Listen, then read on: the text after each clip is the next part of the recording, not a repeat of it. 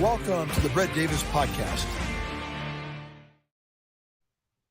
Well, hello, everybody. I hope you're having a great, right before the 4th of July coming up, one of my favorite times of years, and be able to spend time with the family and see friends. And so we also like to honor our military during that time. And so this gentleman tonight is a guy that I've heard very nice things about, and we've never talked before. He is a CEO of Doc's Roofing, Michael Rannigan. Thank you for your Brett. service. I appreciate you for your support, and thank you for having me on your show this evening. I appreciate that. So let's talk about you a little bit. So, what branch of service were you in for the audience? So they would know. United States Navy. Well, and how long were you in the Navy? 6 years. I appreciate that. Thank you. Were you stationed in San Diego at any time? No, I had a very unique experience in the Navy. So I joined the Navy, but ended up in the Marine Corps. Okay. I actually ended up stationed in Camp Pendleton. Okay. And then was deployed. Well, we love our military, we love our Navy, and we love our Marines. And so again, thank you for your service. Well, again, we appreciate the American people's support, people like you, and just supporting veterans out there. It's very important. All the great things we have in this country are because of our veterans. I would say yes. Yeah, absolutely. People sacrificing, being selfless in this world for the greater good. Mm-hmm. And takes a special breed of men, I would assume, and women. I agree. So while you were in the service, were you thinking about starting your own business, or did you have a business before you went into the service? So I believe I've always been an entrepreneur at heart. I was a kid with my brothers, mowing yards, fixing bikes, acquiring donations, being resourceful. So we came from little, so every penny counted around the house, so to speak. But when I did get a job, I stayed with that job. They wanted to promote me within. Nobody ever really poured into me in respect to running their own company as an option. So, but I definitely knew how to make ends meet when times were tough. Yeah, I think entrepreneurs are very tenacious. Not everybody can be one, can they? No. I've seen many people give it a good shot, but it's a mentality, it's a mental strength. So many people have failed. I heard the other day, I don't know if the stats are still the same, but the 10 businesses, if you go to the 10th year of all those businesses that started, usually only one's left. Yes, I've seen those stats. Years 3 to 5 typically break a lot of people. That 7 to 8 year mark hits. I'm right there right now at the 8 year mark. I just recently sold a company at the 11-year mark. Really? Yes, sir. So I owned a company prior to Doc's Roofing. So that's a unique story in itself. That's really cool. So you owned something. Was it the same type of business or something different? Completely polar opposites. It was called USA Mobile Drug Testing of Dallas. So I was in charge of DOT safety and compliance, drug screening, pre-employment, on-site testing, which led into COVID screening and just this world. Yeah, I ran that for about 11 years. But I started Doc's Roofing in 2016 as I was running the drug testing company. So, and my wife was starting her company as an apartment locator, and we had some children. So it's very good time. You both are very tenacious and both entrepreneurial. Yeah, something in us that said we just wanted to be opposite of where we came from. Our family had the 9 to 5, right? Punch the clock. And we're just like, I don't want to work. And I was through the military, and during the time I was in, which was 99 through 2006, right? Those 6-7 years, somewhere around there, 2005. It was all structure, right? And then I got out, worked for corporate, like a hospital as a corpsman. You get out, work for a hospital. It was just structured. And I was just like, I don't want to be told what to do. I don't want a glass ceiling. I don't want to be in a box. Right. So, and I think that was my drive. So you sell this business, and you're running the other one at the same time. So you made that decision that, okay, I'm selling this, and it's really, it's really hard for people to get to a point where they can sell a business. Usually that doesn't happen. Correct. I was really fortunate. It was a franchise that I got into. Okay. And I was one of the number 8 in the United States to buy into this franchise. The owner was a Vietnam Marine vet, and he had some, so I bought into it, ready, hook, line, and sinker, so to speak. About $100,000 initial investment. So everybody tell you, right? Horrible idea. Don't do it. Don't do it. Don't do it. All the way to the wife, right? And it's just that. The naysayers, and I was like, I'm going to do it. There's, I had my bachelor's degree. I was like, this is what I want. And so, yeah, there were some tough years. Sometimes I wanted to quit. Some fallouts with partnerships. Yeah. But I didn't stop. I had a judgment, and then, crazily enough, COVID happened. As horrible as it was, there were also people that were rewarded.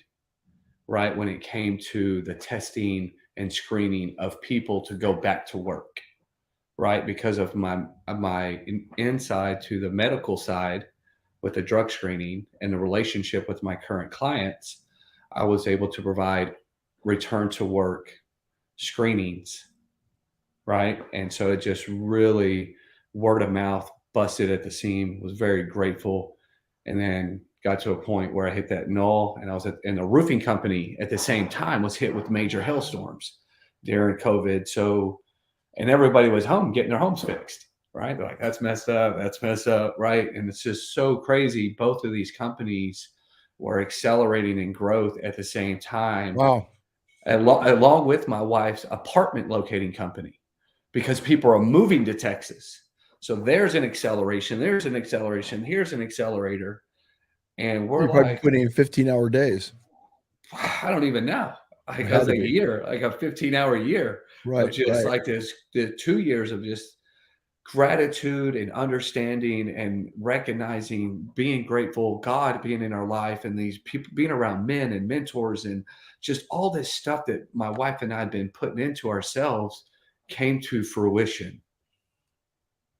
If that makes sense. It does. And it's really Right. interesting that you mentioned that, because I'm reading a book right now. Can't remember the name offhand. It's got like 5 basic things that you need to do in order to become successful in your life. And one of the things they mentioned was having a faith in God was one thing, and family structure. You got to have that. You got to, have your faith in God first and your family structure. And then also, when you make a certain amount of money, you put a percentage of it away, because a lot of people don't do that. They're trying to make ends meet, and a lot of people don't know how to budget. Nobody ever teaches that, which is a very important thing. So all those things are important. Now, did you come to a crossroads with both those businesses because they're both doing very well, and you thought, okay, it's time for me to sell this one and focus on the roofing? Did that happen like that, or were you getting like somebody wanting to buy that other business? Nope. Exactly what you stated. I was at a crossroads. I can't sustain. My capacity was full. I had to make a decision. The drug testing office was in another city. It was being ran automatically, right? The employees there knew the company. You know what I mean? So you're buying a self-starting company. So I contacted franchise headquarters, pitched it to the other franchises, right, in-house, got a bite, gave them a price. They bought it, hook, line, sinker, bingo, bango, Dunsky. Did you make a profit on that? So the beauty behind it, it wasn't really the money I was chasing. It was the release of contract of the franchise agreement, which I had another 10 years on. which is way more valuable to me, which right, my 10 years. I made good money, right? But I made great money because during the COVID era, which allowed me for that catalyst. So absolutely. Was it a great investment? Was $100,000 10 years ago, 10 years later, an outstanding investment? I want to say I 10x'd my shit. Good. 10x. So I 10x that shit in 10 years, which was. There you go. Well, then, that's better than leaving it in the bank. And I mean, and you learned a lot. And so why, I always ask this question when people go on a certain business, why did you decide? And again, I think I get why, because of all the hailstorms and all the people moving to Texas, but what was your reasoning for Doc's Roofing? Thank you. Okay. So I knew this question was going to come. And so I'm going to be, all right. So I have a brother who's in the roofing industry. When we were talking about partnership, I came up with the name. And then for whatever reason, we chose not to be a partner anymore. I'm focused on the drug testing company. This is 2016, 2015 timeframe. Okay. Right. And I was like, all right, you know what? I really don't want to do business with family, that old cliche. I was like, you know what, Toby, I'd rather have the relationship with you than ruining the relationship with the business. Right. And that happens a lot. Oh, all the time. So I said, I'm not going to do roofing. Boom, boom, boom. I'm going to go focus on my other company. And then this huge hailstorm comes out, 2016, and my wife was the catalyst. She's like, Mike, it's in our backyard. Help the people. Show them like how this process really works. Do the right thing. A lot of people get taken advantage of in the roofing industry, right? Big hailstorm comes through, a tornado comes through, a flood happens.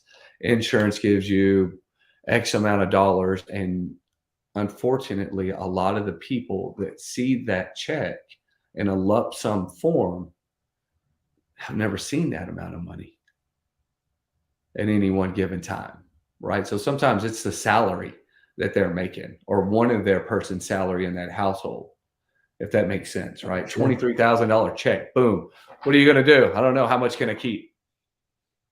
Right? I can buy $23,000 in somebody's hand. It can be life-changing. Oh, right? Absolutely. It could be a fresh start.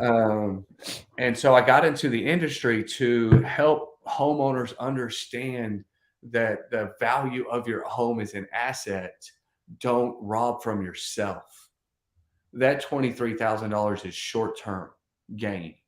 This house you're in is long-term, and the damage that can occur with you doing with that other way of thinking can be more costly than $23,000, right? Your ceiling caved in because you decided not to replace your shit. Sorry about my French. I don't know. What are the rules? We never set any boundaries. We're not on my radio show. So your podcast, you can say whatever you want. Well, thank you for that. I've been working on my language. Somebody told me it was fucking important that I shouldn't cuss as much. So I said, okay, I'm going to give it a shot. You speak the same language my wife does. Well, I was a sailor and with the Marine Corps, and I see some thing or two. This is Saddam Hussein back here, ladies and gentlemen. You guys can see that. We were part of that. Was that who that was? I thought I was like, your picture's backwards. That's no way. It's Saddam Hussein. He's upside down. Yeah. We backwards? were. I meant upside down. And so, yeah. And then the photo up above is the unit that I was with when all this went down in 2001. So very interesting. It is quite, yes. 20 years ago. Imagine, time flew by. Time does go by very quick. So is the roofing business what you thought it would be? To an extent, yes. Yes. I knew that the industry, you could do a lot of good and a lot of wealth can come up behind it. Mm-hmm. And so a lot of times it's what you choose to do with that wealth when you begin to have it. But I didn't realize is how, with current inflation, how important money is to the populace right now. Oh, right. Very much so, right? Because some of the homeowners' deductibles are anywhere from $5,000 to $15,000. Like, you guys live in you've lived in Fort Worth. You guys, I don't know if you guys have experienced an insurance claim process. Mm-mm. So I like Fort Worth though. Fort Worth, gorgeous. They've done a lot. I don't know the last time you've been there, but they've done quite a bit. Yeah, there was a lot of changes going on when we sold. That was 2008. Oh yeah, the crash. Yeah. That's the only thing we had actually made money on that house, and everything crashed in California. Oh, well, we should have stayed in Texas. Sorry. You know what I liked? I liked the we were by Camp Bowie, and I liked the streets, the red brick streets, and I liked the trees. What kind of trees? Pecan trees? You're there in Fort Worth? Yeah. Camp Yeah, Bowie. yes, that's right. Camp Bowie. Nice neighborhood, nice little house. Another house we saw that it was really cool. It was built in the 1900s. It had the original stable house, and they had turned it into another place to stay, another bedroom type thing. Very cool. Yeah, they did a beautiful job. I mean, a lot of very charming places there. And I remember all the houses. So where you're at, I can't even imagine the growth because all the people from California have moved over there. New York. Right? But here's the beauty. Texas is a big state. Okay. So we're okay. We know the rule. So it's much like California. You go out to, we have a gentleman across the street from where we live. He's from Sacramento, but from the outskirts of Sacramento. Probably like Elk Grove. So I don't know. I'm a people person, and so I can see that. Really, yeah, I know there's that Texas, California, this, that, and the other. Don't California my Texas, but California my Texas. People are people at the end of the day. We just got to keep moving. So with all these great opportunities of having your own business and helping people with their roofs and being successful, are you doing anything? I mean, not that you have time, of course, but you want to get something done, give it to a busy person. Are you doing anything charitable at all other than working all the time? Yes, we actually completed a project with the Fate Community Center. So I was part of what's called Leadership Rockwall here at the Rockwall City Chamber of Commerce. And so what they do is they take 20 individuals within the community that are in either CEOs or CFOs for different organizations, right? Or self-employed individuals, right? And then one of the projects was a renovation, and our company donated the roof, gutter, siding repair, and I helped to GC the entire renovation project. Good. So we give back to another organization called Patriot Paws. Love those guys. It's based out of Rockwall. They raise service dogs. Have you heard of Patriot Paws? We have something similar that I've heard of that's like that. But having the pets for the service people is great because it helps with the PTSD, correct? Absolutely. Or the amputees, they open up fridges, bring them cold beers, cold drinks, whatever. I mean, these dogs are phenomenal. I've known the owner for quite some time, just a huge heart. Texas Valor I mean, I could go on. Like, I have a huge servant's heart. I'll give you every single dollar I got, Brent. Like, I don't care. Because I guess where it came from was I started with where I came from, and I'm extremely grateful from where I have. And I know if I don't have to want, then I can give as much as that I'm called to give. I agree. And I know when you give from your heart, it makes all the difference in the world. And that's what you're doing. And you haven't forgotten your military brothers and sisters, which is great. And those dogs you're right. They're amazing. I've seen some amazing things that they do and how they heal people and how they become, in some cases, sometimes people become closer to their pets than they do their family members. Yeah, and a lot of times that's the case. They have equine therapy where they go and they train with horses. Some horses have a remarkable relationship with people. They do. And so there's just so many different wonderful organizations that help not only veterans, but we're talking about police officers, the firemen, the paramedics, people that are working these really high stress, intense occupations, right? You think freaking climbing a roof is scary? Like, you know what I mean? Get shot at, like, right? Like, and nobody's signing up for that. But yes, Doc's Roofing definitely has a huge heart and gives back a lot to the community. So you've had this business for how many years now, did you say? So it kicked off in 2016. So I got Marine Corps math, so 7 to 8 years time frame, about 8 years now. Good for you. Do you have any military guys working for you or women? We do. Second guy that came on board, I think he's on 5 years now. Oh, wow. Yeah. That's great. 15-year Army medic, super cool dude. We're like best friends, worst enemies. Like, you know what I mean? Like we get pissed off at each other. So great dude, 15 years, Army medic. We have another Air Force guy that comes around. The veteran community in the town that I live in is so, it's just like Coronado or Balboa, right? You can't throw a rock and not hit a veteran, right? Mhm. But it's a different mindset, right? These are all business oriented, retired or prior service, you know? So it's just, we have several veterans that work with us, and it's an honor. And we work in relationship with other veteran-owned businesses, like an AC company or an electrician or a welder or a builder or whatever. And we just have this sphere of network that we just channel business and word of mouth, and because that's what it's about, and that's what we're trying to maintain: is trust, likability, do the right thing when we ain't looking. You know, don't fuck me up. There's a dependability and a brotherhood and sisterhood with the military, and a no nonsense approach where you can call people out and it is what it is and nobody takes it personal. They do in the beginning, but then they respect it later on, right? Absolutely. I still got to get hit upside the head every once in a while. I'm still very young and immature in a lot of ways. Your wife beats you up once in a while, does she? I do. She does, but I allow it. You know what I mean? She allows me to come in. So I just like, whatever. Sometimes I We got the need same it. wife. She tells me, she's like, Michael, why can't you just shut the F up? Like, why do you have to go somewhere and just be the only guy talking? That's right, Michael. Why the hell can't you just shut the F up? Right. And then That's what Sarah says to me. it's like, what was that? I just lost track. So at any rate, we probably are very similar wives, especially if you're running a podcast. No, I'm not running the podcast. She's running the podcast. I'm sitting in for the host. Yeah, we just run in our suck. Yeah, right.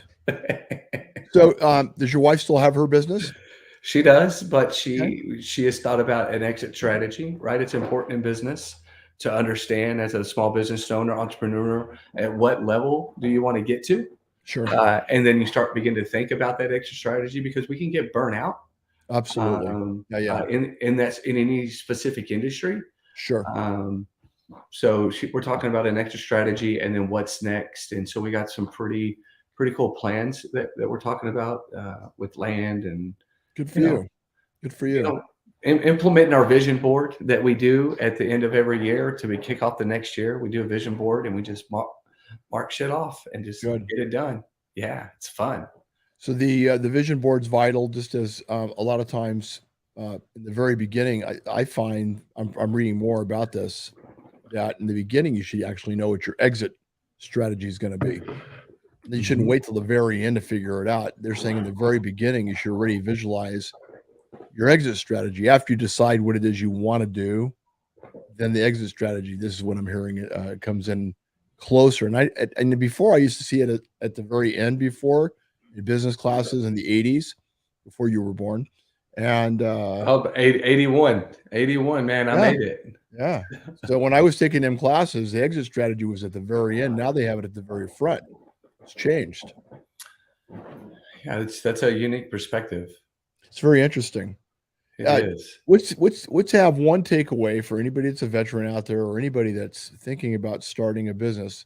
One takeaway that you can give them from a business standpoint. Maybe they're going into business. Maybe they're having some challenges. Maybe one thing that comes to mind right off the bat.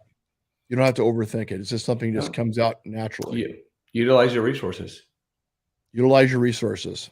Yeah, they're at your disposal. A lot of times we have blinders up and don't realize that we have so much invaluable resources right at our fingertips with the people that we know, your surroundings that you're at.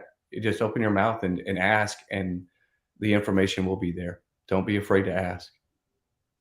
Very good. And military typically have a problem asking for help, don't they? Yeah, some pride shit or whatever. Yeah. Right.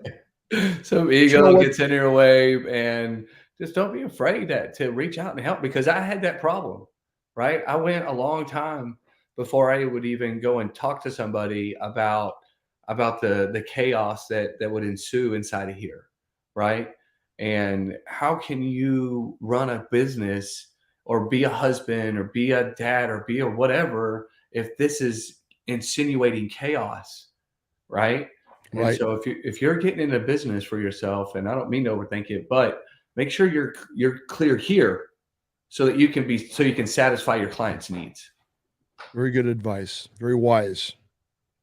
It's very nice to meet you. And I look forward to meeting you in person, you and your wife, when you're in San Diego. You need to let us know. When you and Robert get together for drinks or dinner, let us know. We'd love to see you. Thank you for your wisdom and your advice, and congratulations on your success. And God bless you and your beautiful family. Thank you. Thank you for your service. Appreciate you. Okay, you take care, man. Will do. Okay, brother. What a great interview. I really enjoyed that. And to my sponsors, they're all listed up there. Thank you for your belief in the show, and would support those sponsors as well, because right now everybody's going through some type of challenge, but those are all good sponsors that have been with me for a long time. Thank you for your support. Everybody take care and have a very safe 4th of July. And remember, be nice to each other. Take care.